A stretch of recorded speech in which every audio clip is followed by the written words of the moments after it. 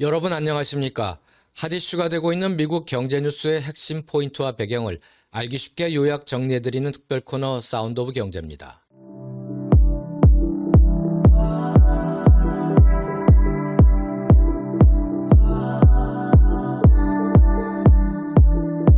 오늘은 미국이 중국을 궁지로 몰아붙이려고 애쓰는 이유에 대해 살펴보겠습니다. 미국은 특히 도널드 트럼프 대통령 집권 1기 때에 이어 집권 2기를 맞이한 이후 중국을 더 거세게 밀어붙이고 있습니다. 이번에 전 세계를 떨게 만들었던 관세 전쟁의 이면에는 이참에 중국의 길을 제대로 꺾어보려는 의도가 깔려 있습니다. 미국은 그동안 여러 차례 중국을 손보려 했지만 여의치 않았습니다. 그래서 이번에 다른 나라들과 함께 엮어 전방위적 관세 카드를 내세웠던 것입니다. 중국을 타겟으로 하는 건 너무 속보이고 패권 국가로서의 모양새도 구겨지기 때문입니다. 트럼프 대통령은 미국의 만성적인 무역 적자를 개선하겠다는 명분을 내세워 전 세계를 향해 관세 폭탄을 투하했습니다. 미국과 FTA, 즉 자유무역 협정을 맺은 국가도 예외가 없었지요. 사실 미국 입장에서 볼 때 무역 적자는 죽고 사는 문제가 아닙니다. 통상적으로 무역 적자는 국가 경제를 불안하게 만드는 심각한 문제지만 미국의 경우는 좀 다릅니다. 무역 적자가 쌓인다 해도 미국이 달러 부족이나 지불불능 상태가 되어 망할 일은 없습니다. 미국이 일으킨 무역 전쟁이 단순히 적자 해소를 위한 것이 아니라는 뜻입니다. 미국이 무역 적자로 망할 일은 없다는 것은 기축통화국으로서 여러 가지 특별한 이득을 보는 나라이기 때문입니다. 그런 이득 중에 하나가 국제통화인 달러를 찍어내므로써 누리는 시뇨리지 효과입니다. 시뇨리지 효과는 화폐를 주조함으로써 차익을 얻는 것을 의미합니다. 좀 더 알기 쉽게 말하면 이렇습니다. 2024년 기준으로 100달러짜리 지폐 한 장을 찍어내는 데 드는 비용은 약 10센트입니다. 100달러 지폐 한 장을 찍어낼 때마다 99달러 90센트의 이익을 창출할 수 있는 것이죠. 한국 화폐 가치로 바꿔보면 약 140원을 들여 13만 9,860원 정도의 이익을 얻을 수 있는 겁니다. 국제통화인 달러를 찍어낼 수 있는 미국이 망하지 않는다는 이유가 여기에 있습니다. 다시 트럼프 행정부의 무역 전쟁으로 돌아와 얘기하면 미국은 이번에 관세 폭탄 투하로 한국과 일본, 유럽연합 등 주요 동맹국들을 상대로 어린아이 손목 비틀듯 어렵지 않게 관세도 부과하고 투자 약속도 받아냈습니다. 그러나 당초 목표로 삼았던 중국은 미국의 뜻대로 움직이지 않았습니다. 앞선 방송에서도 언급했듯이 중국은 미국이 부과하는 상호관세에 보복관세로 대응했고 히토류 수출 제한으로 미국의 맞불을 놓았습니다. 오히려 먼저 공격을 가한 미국이 머쓱해진 모양새입니다. 두 나라는 오는 11월까지 90일간의 고율관세 유예기간을 추가 연장해놓고 협상을 이어가기로 했습니다. 자, 그러면 미국은 왜 그렇게 중국을 견제하려고 했을까요? 싫든 좋든 이른바 G2로 올라선 중국이 제2차 세계대전 이후 전 세계 패권을 휘어잡은 미국의 지위를 넘보고 있다는 위기의식 때문입니다. 미국은 중국을 G2로 인정하지 않으면서도 중국의 강화된 파워를 내심 불안해합니다. 사실 중국이 오늘날의 위상을 갖도록 밀어준 주인공은 다름 아닌 미국입니다. 두 나라의 관계는 1972년 리처드 닉슨 대통령의 역사적인 중국 방문으로 시작됐습니다. 미국은 냉전 시대에 소련의 팽창을 견제하기 위해 중국의 개혁 개방을 유도하면서 젖과 꿀을 공급했습니다. 사회주의 국가인 중국이 시장 경제의 달콤한 열매를 수확할 수 있도록 지원했던 것입니다.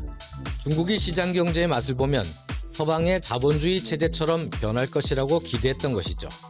그래서 미국은 중국의 산업이 발전할 수 있도록 한껏 도왔고 그 덕에 중국의 제조업은 빠르게 성장하며 세계의 공장 역할을 했습니다. 중국은 값싼 노동력과 그로 인한 저렴한 생산 비용 덕에 전 세계 공급망의 중심으로 자리 잡을 수 있었습니다. 미국은 기꺼이 중국산 제품의 최대 수입국이 되어 중국의 수출 주도형 경제 성장을 뒷받침했습니다. 더 나아가 미국은 지난 2001년 중국의 WTO, 즉 세계무역기구 가입을 위해 힘써주기도 했습니다. 당시 중국은 국가주도 경제체제라는 이유로 WTO 가입 자격이 없었지만 미국의 적극적 지지 아래 WTO에 가입했습니다.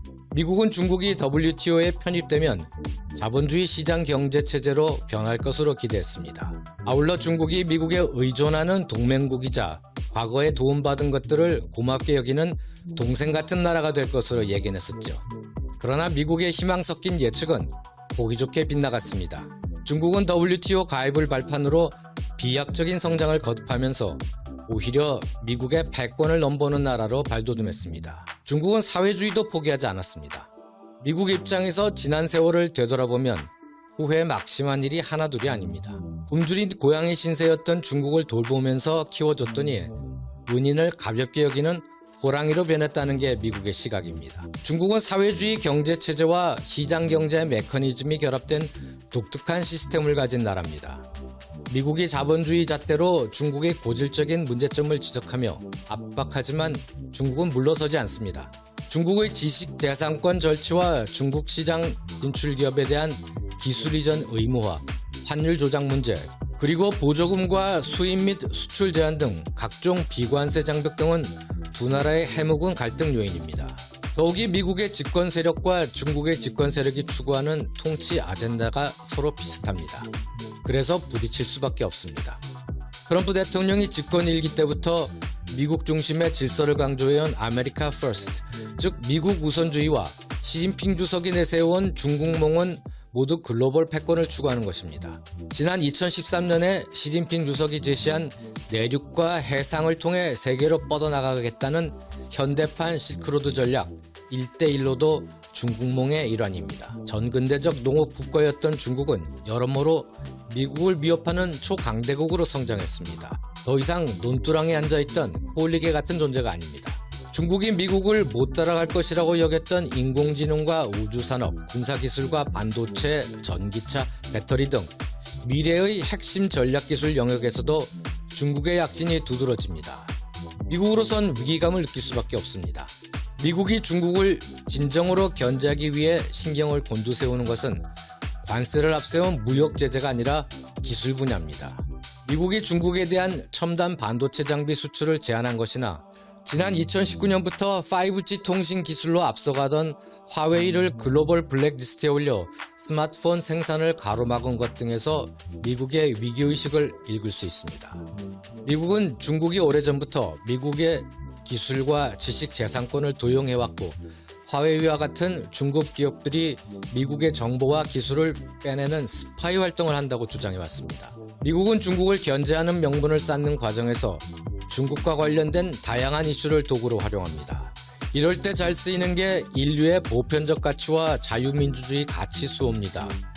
미국은 중국의 사회주의 독재 체제가 표현의 자유를 억압하고 인간의 존엄성과 자유, 평등, 평화의 가치를 무시하는 국가임을 부각시킵니다. 잊을만 하면 나오는 티벳과 신장 위구르 지역의 독립 움직임과 홍콩, 대만 문제 등은 중국을 공격하기 좋은 소재입니다. 미국과 중국의 힘겨루기의 핵심은 사실 무역의 흑자나 적자를 따지는 데 있지 않습니다. 두 나라가 명운을 걸고 벌이는 메인 게임은 미래 핵심 산업을 둘러싼 기술 전쟁입니다. 첨단 기술을 둘러싼 전쟁은 잠시 한눈 파는 사이에 뒤처지기에 중국에 대한 미국의 견제는 날이 갈수록 더 첨예하게 펼쳐질 전망입니다. 쫓는 중국과 쫓기는 미국, 두 나라의 패권 싸움은 상당히 오래도록 지속될 것으로 보입니다. 미국 경제의 핫이슈를 알기 쉽게 요약 정리해드리는 사운드 오브 경제, 오늘은 여기서 마치겠습니다. 고맙습니다.